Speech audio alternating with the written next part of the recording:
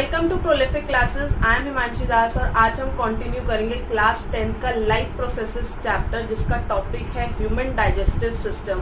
तो इससे पहले मैं एक न्यूट्रिशन इन प्लांट्स की वीडियो ऑलरेडी अपलोड कर चुकी हूँ, तो जिसने भी वो वीडियो नहीं देखी आप वो भी जाकर देखो ताकि इस चैप्टर में आपको थोड़ी सी हेल्प हो जाए। राइट, तो स्टार्ट करते हैं ह्यूमन डाइजेस्टिव सिस्टम। अब एग्जैक्टली ह्यूमन डाइजेस्टिव सिस्टम होता क्या है, ह्यूमन डाइजेस्टिव सिस्टम की नीड क्या है हमारी बॉडी को और एग्जैक्टली वो काम कैसे करता है, ये तीन चीज़ों पे हम मेनली आज फोकस करने वाले हैं। And this is definitely a very very important topic from the exam point of view. तो ह्यूमन डाइजेस्टिव सिस्टम की अगर बात करें तो उसकी रिक्वायरमेंट क्या है एक ह्यूमन बॉडी के अंदर, तो that is very simple. Reason human body जो होती है एक लिविंग बॉडी है, they perform different and different kinds of activities on the daily basis and to perform those activities they require their energy. और वो एनर्जी हमें कहाँ से मिलती है, फूड से मिलती है। उस फूड से एनर्जी बनाने तक का प्रोसेस जो होता है उसका नाम होता है न्यूट्रिशन, जिसके लिए हमें जरूरत है ह्यूमन डाइजेस्टिव सिस्टम की। Now human digestive system is again kind of organ system जो कि हमारे डाइजेशन के अंदर, फूड के डाइजेशन के अंदर हमारी हेल्प करता है। तो क्वेश्चन सबसे पहले आता है कि एग्जैक्टली ह्यूमन जो है वो कौन सा न्यूट्रिशन फॉलो करता है, because we have studied a number of types of nutritions. तो उसमें से जो ह्यूमन बॉडी परफॉर्म करती है that is the holozoic nutrition. तो अगर आपको याद हो तो होलोजोइक न्यूट्रिशन के 5 बेसिक स्टेप्स होते थे जिसके अंदर न्यूट्रिशन जो डाइजेशन या फिर न्यूट्रिशन जो होता था वो परफॉर्म होता था। तो first one was ingestion, which is nothing but the taking in of food into the body, right? Second is digestion, जिसके अंदर हम heavy food particles को break down करते हैं into smaller water soluble molecules, right? Third is absorption. अब उस smaller water molecules से जो होते हैं एग्जैक्टली हमारे जो न्यूट्रिएंट्स होते हैं वो एब्जॉर्ब कैसे होते हैं, वो पार्ट होता है एब्जॉर्प्शन के अंदर। फोर्थ इज एजिमिलेशन, दैट इज जितना भी हमने न्यूट्रिएंट्स एंड सब कुछ एब्जॉर्ब करा है उसको बॉडी यूज करेगी।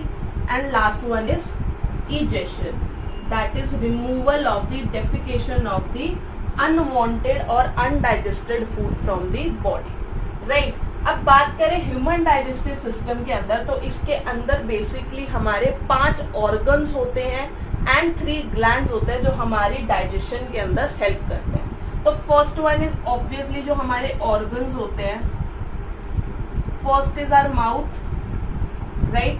सेकेंड इज आवर ईसोफेगस जिसको हम प्यार से फूड पाइप भी कहते हैं हमारी, right. Third is my stomach, next is small intestine,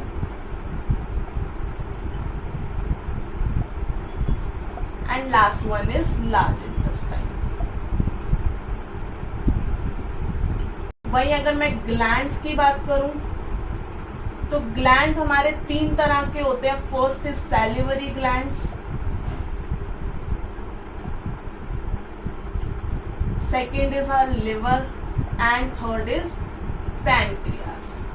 तो एग्जैक्टली ये जो 8 चीजें प्रेजेंट है हमारी बॉडी के अंदर, वो हमारे ये 5 स्टेप कैसे फॉलो करने में हेल्प करती है, ये हमारा कंसर्न रहेगा आज की इस वीडियो के अंदर। ये टोटल 8 जो चीजें हैं, 5 ऑर्गन्स और 3 ग्लैंड्स, हमारे 5 स्टेप्स ऑफ होलोजोइक न्यूट्रिशन को फॉलो करने में कैसे हेल्प करते हैं। तो ये चीज मैं एग्जैक्टली हर एक ऑर्गन और हर एक ग्लैंड को बहुत डिटेल के अंदर समझा के इस चीज को आपको क्लियर करना चाह रही हूँ, ठीक है। तो आप ये वीडियो पूरी देखना ताकि ये टॉपिक जो है वो आपको प्रॉपरली क्लियर हो जाए और आपको कहीं और से अब हेल्प लेने की जरूरत ना पड़े। तो स्टार्ट करते हैं हमारे स्टेप नंबर 1 इंजेक्शन से। तो इंजेक्शन क्या होता था, खाने को बॉडी के अंदर एंटर करवा देना। एंड ऑब्वियसली ह्यूमन बींग्स जो होते हैं खाना अपनी बॉडी में कहाँ से एंटर करवाते हैं, that is our mouth cavity, right. तो जो स्पेशल ऑर्गन है जो एक ह्यूमन बॉडी को हेल्प करता है खाना इंजेस्ट करने में, उसका नाम होता है माउथ कैविटी, जिसको हम थोड़ा सा प्यार से बक्कल कैविटी भी बोल देते हैं। तो जैसे ही मैंने खाना अपने हाथों से उठाकर अपने मुंह के अंदर रखा तो मेरा फर्स्ट स्टेप जो होता है इंजेक्शन का वो वहीं के वहीं कंप्लीट हो जाता है, राइट। तो नेक्स्ट पे आता है दैट इज डाइजेशन। तो डाइजेशन की अगर मैं बात करूं तो डाइजेशन हमेशा स्टार्ट हो जाती है as soon as you put your food into the mouth. हमारी जो डाइजेशन होती है उस फूड की वो स्टार्ट हो जाती है, राइट। तो कैसे होती है? बेसिकली जो हमारा माउथ होता है, माउथ कैविटी होती है, बेसिकली उसके 3 पार्ट्स होते हैं। First is teeth, second is tongue and third is salivary glands.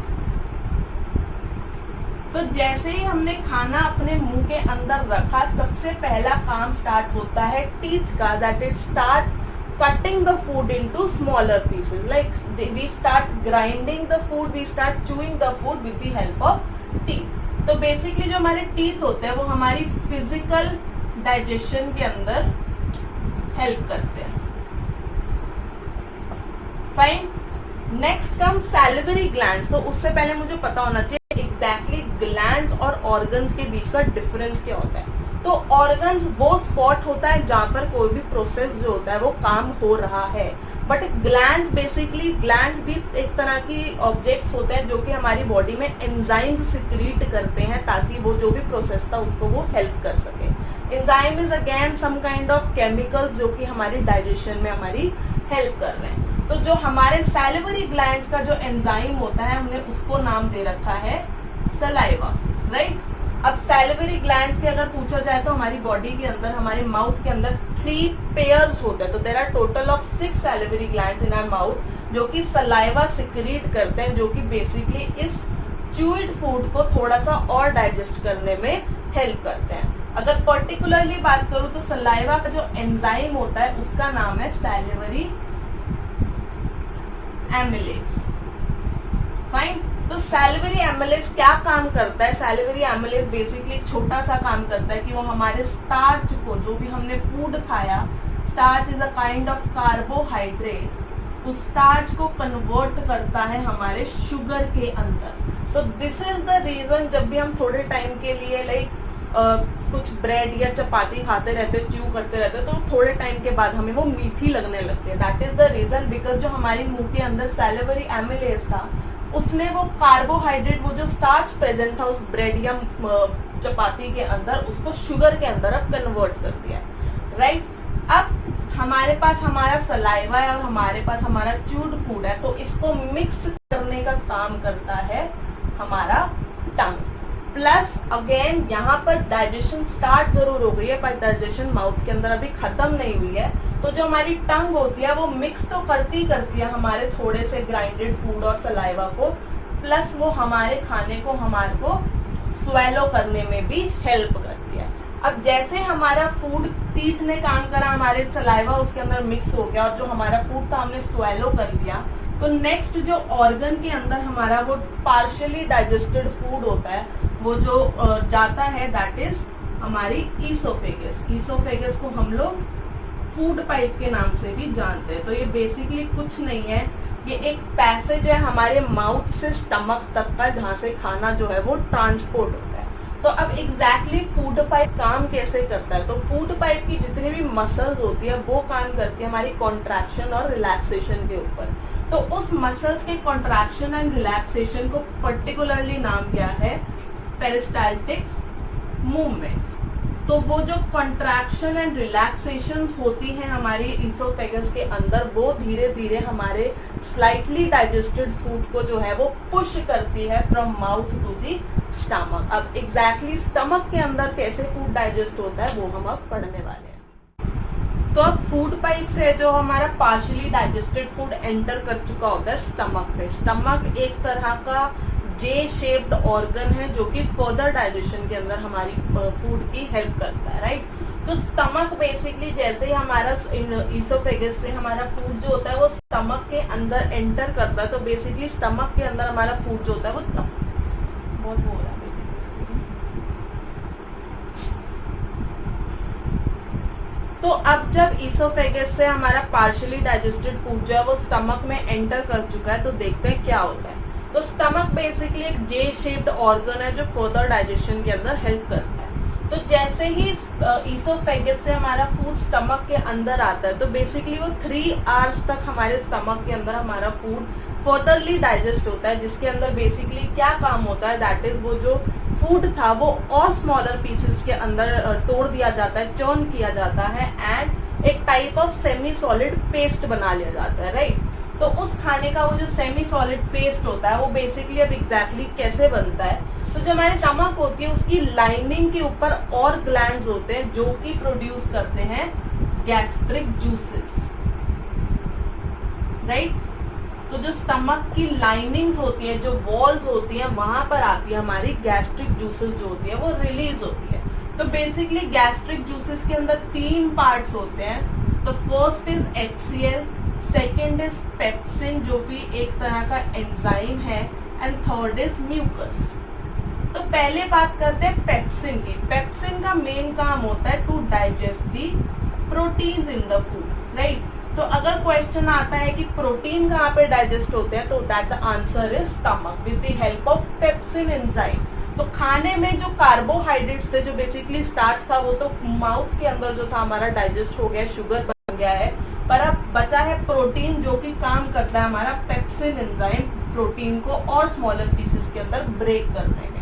पर सिर्फ एक प्रॉब्लम होती है कि जो पेप्सिन होता है वो सिर्फ और सिर्फ एसिडिक मीडियम के अंदर ही काम करता है।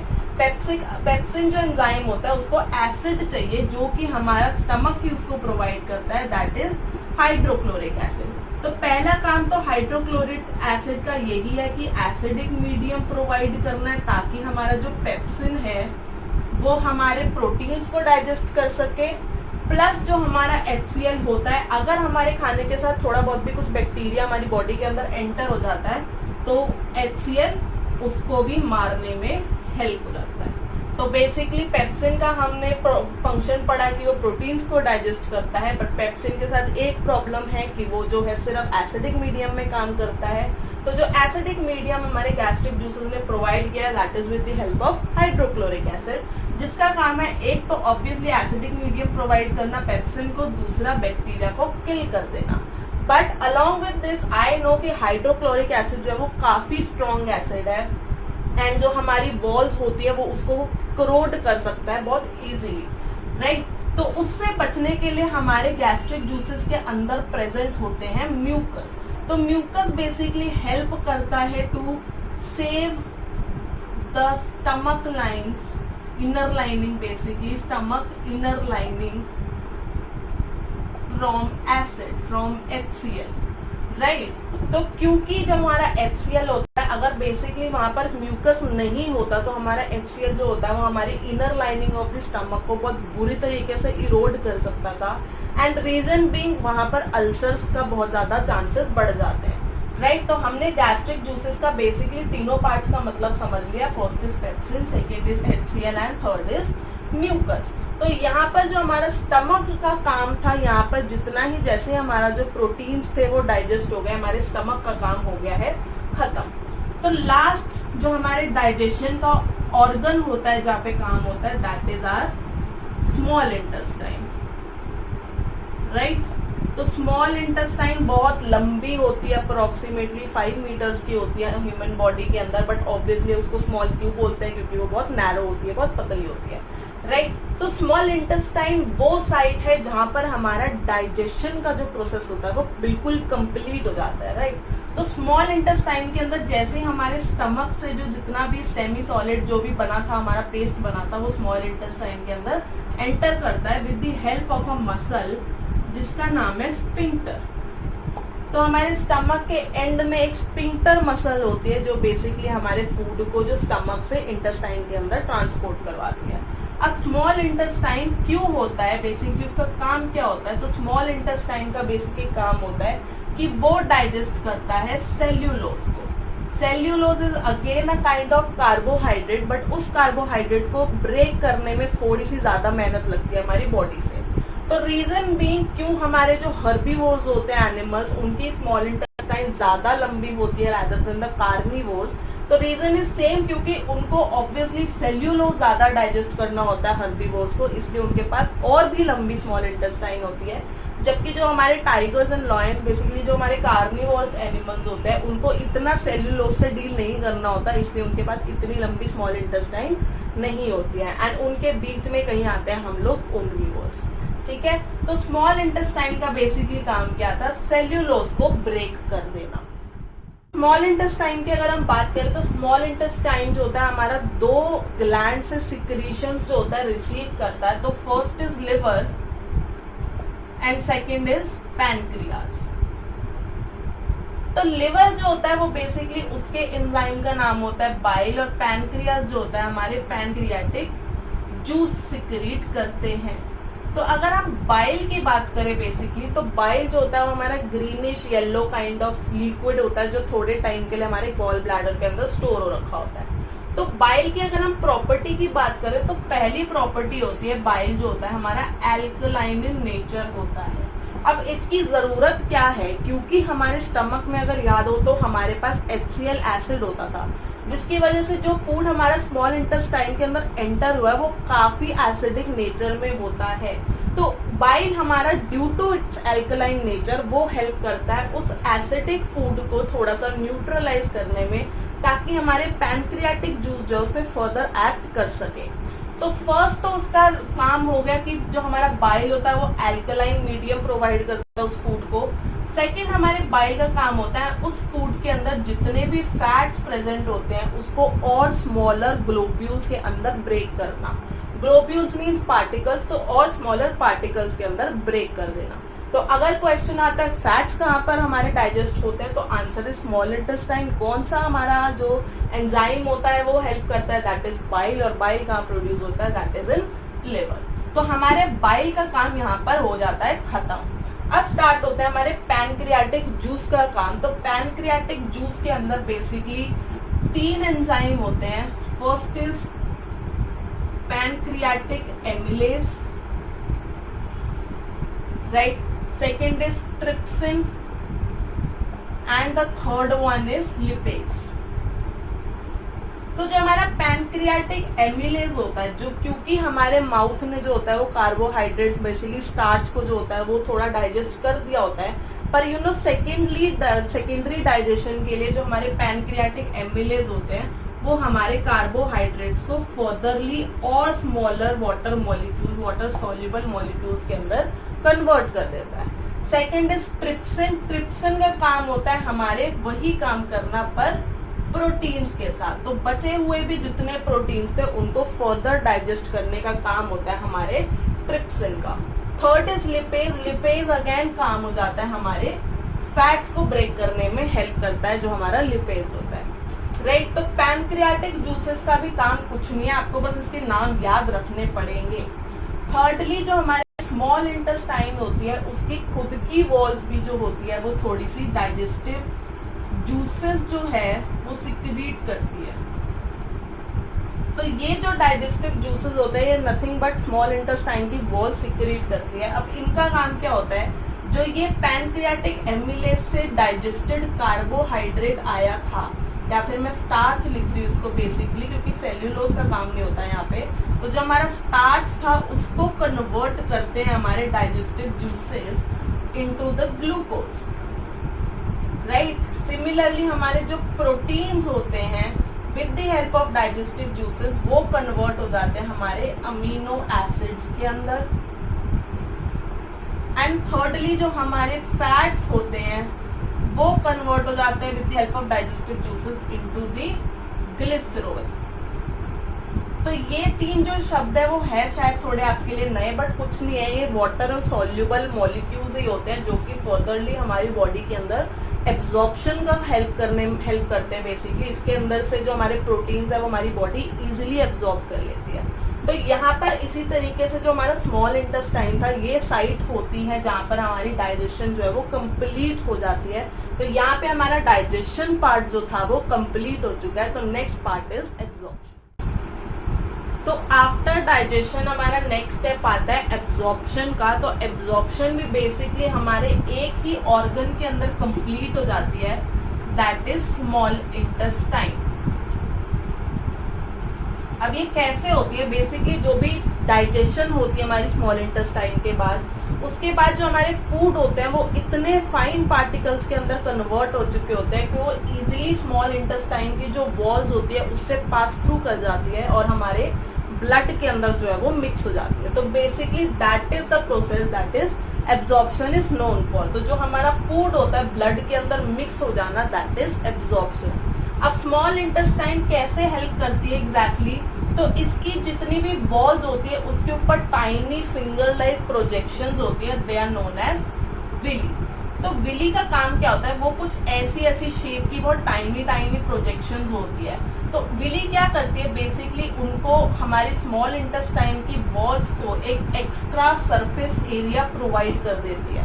अब जितना ज्यादा सरफेस एरिया होगा, ऑब्वियसली अगर मेरी स्मॉल इंटेस्टाइन की वॉल कुछ ऐसी होगी या फिर ऐसी होगी तो यहाँ पर सरफेस एरिया जो है वो ज्यादा मिल रहा है। अब जैसे ही सरफेस एरिया ज्यादा मिल रहा है मतलब रेट ऑफ एब्जॉर्प्शन भी जो होगा वो हमारा ज्यादा होगा। तो this way our food is absorbed by the body in the small intestine. तो क्वेश्चन अगर आता है कि एग्जैक्टली एब्जॉर्प्शन का रीजन कौन सा है हमारी बॉडी के अंदर, तो that is small intestine. Villi कैसे हेल्प करती है स्मॉल इंटेस्टाइन या फिर डाइजेशन के अंदर, तो दैट इज की वो tiny like finger like projections होते हैं जो कि सरफेस एरिया को इंक्रीज करने में हेल्प करते हैं, जो कि रिजल्ट करती है एब्जॉर्प्शन ऑफ फूड के अंदर, राइट। तो यहाँ पे हमारा एब्जॉर्प्शन खत्म हो जाता है। तो नेक्स्ट स्टेप इज एजिमिलेशन। अब जैसे हमारा जितना भी फूड था वो ब्लड के अंदर मिक्स हो जाता है तो वो जाता है हमारी ब्लड के थ्रू बाकी बॉडी पार्ट्स के अंदर। अब वो बॉडी पार्ट्स के जो सेल्स होते हैं वो यूज करते हैं उस एसिमिलेटेड फूड को टू ऑब्टेन एनर्जी। तो एनर्जी बेसिकली हमने पढ़ा था कि वो रेस्पिरेशन के थ्रू होता है। तो वो जो सेल्स को हम ग्लूकोज दे रहे हैं, हम फूड दे रहे हैं, वो बेसिकली हमारा एसिमिलेटेड फूड होता है। तो रेस्पिरेशन से हमें मिल जाती है एनर्जी, राइट। दूसरी चीज, जैसे ही जितना खाना हमारा यूज होना था एनर्जी ऑब्टेन करने के अंदर वो तो हो जाता है। अगर थोड़ा खाना जो भी बचा हुआ होता है जो हमारी बॉडी ने इमीडिएटली नहीं यूज किया होता है वो हमारा स्टोर हो जाता है लिवर के अंदर, जिसका नाम हम दे देते हैं ग्लाइकोजन। तो glycogen is nothing but the unused assimilated food by the body. तो जिस टाइम पर हम लोग थोड़े टाइम के लिए जैसे खाना नहीं खाते हैं 1 या 2 दिन के अंदर या फास्टिंग होती है तो उस टाइम पर जो हमारी एनर्जी प्रोड्यूस हो रही होती है वो ग्लाइकोजन के थ्रू यूज हो रही होती है। अभी तक हम लोग अपनी holozoic nutrition in human beings के 4 स्टेप्स जो है वो कवर कर चुके हैं। First was ingestion, second was digestion, third was absorption and fourth was assimilation, right. तो एजिमिलेशन से हमारा जो होता है हमारे खाने का मैक्सिमम काम जो होता है पूरा हो चुका होता है, क्योंकि एजिमिलेटेड फूड से हमारी बॉडी जो है वो एनर्जी जनरेट करती है which is use for our daily metabolical activities, our normal activities, our growth, our repairment of the body parts. तो ये सब चीज़ों में जो है हमारा वो फूड जो होता है एजिमिलेटेड फूड वो काम करता है। पर अगर हम वापस स्मॉल इंटेस्टाइन के ऊपर जाए तो थोड़ा खाना जो होता है अभी भी बच जाता है, थोड़ा मुश्किल से डाइजेस्ट होता है, जो कि हमारी स्मॉल इंटेस्टाइन की जो वॉल्स होती हैं वो इजीली एब्जॉर्ब नहीं कर पाती। तो वो जो अनडाइजेस्टेड फूड बचता है वो देन स्मॉल इंटेस्टाइन से एंटर कर जाता है लार्ज इंटेस्टाइन के अंदर। अब लार्ज इंटेस्टाइन अगेन लार्ज क्यों कहलाती है, रीजन इज ऑब्वियसली वो लेंथ में थोड़ी छोटी होती है बट क्योंकि वो विड्थ में थोड़ी बड़ी होती है स्मॉल इंटेस्टाइन के कंपैरेटिवली, हम इसलिए उसको लार्ज इंटेस्टाइन कह देते हैं, राइट। तो अब उस लार्ज इंटेस्टाइन के अंदर हमारा प्रोसेस का लास्ट स्टेप स्टार्ट होता है, दैट इज इजेशन। तो वो जो एक सेमी सॉलिड पेस्ट था जो लार्ज इंटेस्टाइन के अंदर कवर करा है या एंटर करा है, वहां से हमारी जो लार्ज इंटेस्टाइन होती है वो काम करती है बचा खुचा उसमें से पानी एब्सॉर्ब करने के लिए, राइट। अब बॉडी के अंदर कितना वाटर जो है उसका जो बैलेंस होता है फूड के कंपैरेटिवली, उस प्रोसेस को बैलेंस करने का नाम होता है ऑस्मो रेगुलेशन, राइट। तो उस ऑस्मो रेगुलेशन के अंदर हमारी जो होती है लार्ज इंटेस्टाइन जो है वो हेल्प करती है बाय एब्जॉर्बिंग द वाटर। अब जैसे ही उस अनडाइजेस्टेड फूड में से हमारा वाटर जो होता है वो सारा एब्जॉर्ब हो चुका होता है तो बेसिकली वो कन्वर्ट हो जाता है बिल्कुल सॉलिड वेस्ट के अंदर काइंड ऑफ। तो वो जो सॉलिड अनडाइजेस्टेड फूड था वो जाता है फिर रेक्टम के अंदर। तो रेक्टम बेसिकली एक ऐसा kind of bag like structure है जो कि थोड़े टाइम के लिए हमारा जो वेस्ट था उसको स्टोर करता है एंड देन फाइनली एनस के थ्रू हमारी बॉडी से जो होता है वो solid waste in the form of faeces या फिर हम उसको स्टूल भी कहते हैं वो रिलीज आउट हो जाता है, उस एक्सक्रीट आउट को बोलते हैं हम लोग इजेशन। जो हमारी बॉडी एक्सक्रीशन प्रोसेस करती है दैट इज इजेशन, राइट। तो आई होप यहाँ पर आपको सारे डाउट्स क्लियर हो गए हैं, आपके सारे कॉन्सेप्ट्स क्लियर हो गए हैं। तो वीडियो को लाइक जरूर करना। यहाँ तक ही था हमारा ह्यूमन डाइजेस्टिव सिस्टम। अब एग्जैक्टली हमारी रेस्पिरेशन से एनर्जी कैसे जनरेट होती है, हमारी जो एक्सक्रीशन कैसे काम करती है, ये भी मैं अलग से वीडियोस के अंदर अच्छे से एक्सप्लेन करने वाली हूँ। तो उन वीडियोस को देखते रहने के लिए और टाइम पे देखते रहने के लिए आप मेरे चैनल को सब्सक्राइब जरूर करना और बेल आइकन को भी हिट कर देना, ताकि आपको इन्फॉर्मेशन टाइम पर मिल जाए, right. And last is please अपने जितने फ्रेंड्स हो सकते हैं उनके साथ ये वीडियो शेयर करना। Till then bye.